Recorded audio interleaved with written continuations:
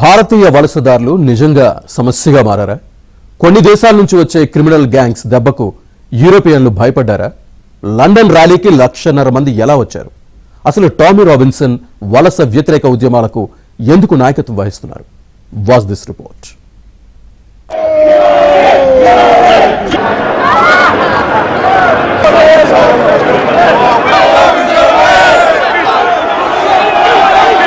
ఒకప్పుడు భారత్ సహా విదేశాల నుంచి వచ్చే వారికి యూరోప్ ఆహ్వానం పలికేది, శరణార్థులను సైతం అక్కున చేర్చుకునేది. కానీ ఇప్పుడు పరిస్థితులు మారాయి.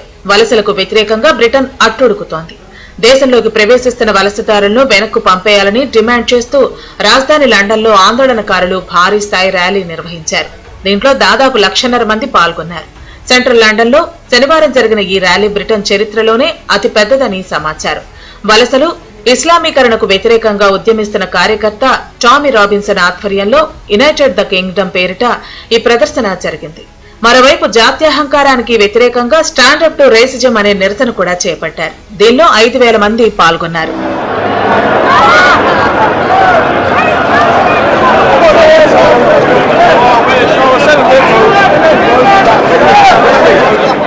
ఇరు గ్రూపులను చెదరగొట్టేందుకు పోలీసులు శక్తికి మించి శ్రమించాల్సి వచ్చింది. ఈ క్రమంలో నీళ్ల సీసాలు, పలు రకాల వస్తువులతో పోలీసులపై ఆందోళనకారులు దాడులు చేశారు.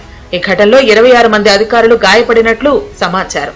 వారిలో 4 పరిస్థితి విషమంగా ఉంది. వలస వ్యతిరేక ప్రదర్శనల్లో అమెరికా, ఇజ్రాయెల్ జెండాలను కొందరు నిరసనకారులు ప్రదర్శించారు. వలసదారులను వెనక్కి పంపేయాలంటూ ప్రధాని కీర్ స్టార్మర్ ను విమర్శిస్తూ ఆందోళనకారులు నినాదాలు చేశారు.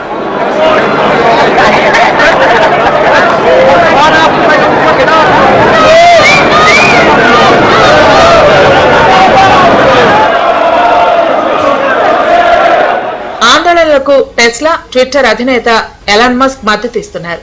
రాబిన్సన్ ఆధ్వర్యంలో జరిగిన ర్యాలీని ఉద్దేశించి మస్క్ వర్చువల్ గా మాట్లాడారు.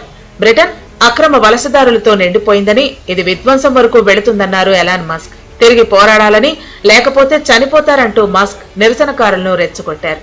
ప్రధాని కీర్ స్టార్మర్ నేతృత్వంలోని ప్రభుత్వం దిగిపోవాలని మస్క్ డిమాండ్ చేశారు. బ్రిటన్లో ప్రభుత్వ మార్పు జరగాలని తాను భావిస్తున్నట్లు తెలిపారు. వెంటనే పార్లమెంట్ ను రద్దు చేసి మళ్లీ ఎన్నికలు నిర్వహించాలన్నారు. మస్క్ తో పాటు ఫ్రాన్స్, జర్మనీకి చెందిన నేతలు ర్యాలీని ఉద్దేశించి మాట్లాడారు. అమెరికాలో ఇటీవల హత్యకు గురైన చార్లీ కిర్క్ ఉదంతాన్ని ప్రస్తావించారు. యూరోప్ లో తెల్ల జాతీయుల సంఖ్య తగ్గి వలసదారులు పెరుగుతున్నారని ఆరోపించారు. You're in a fundamental situation here where whether you choose violence or not, violence is coming to you. You either fight back or you die. You either fight back or you die.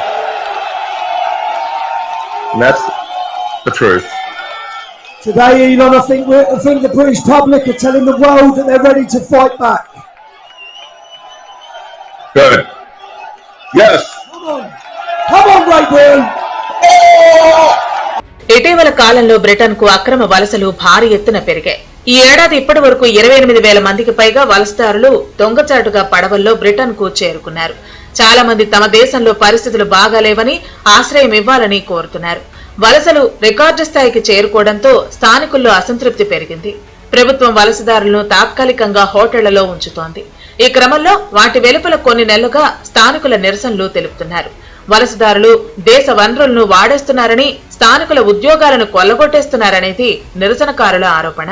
ఇప్పటికే Britain ఆర్థిక వ్యవస్థ తీవ్ర కష్టాల్లో ఉండగా అక్రమ వలసదారులు దేశానికి భారంగా మారారని ఆందోళనకారుల వాదన.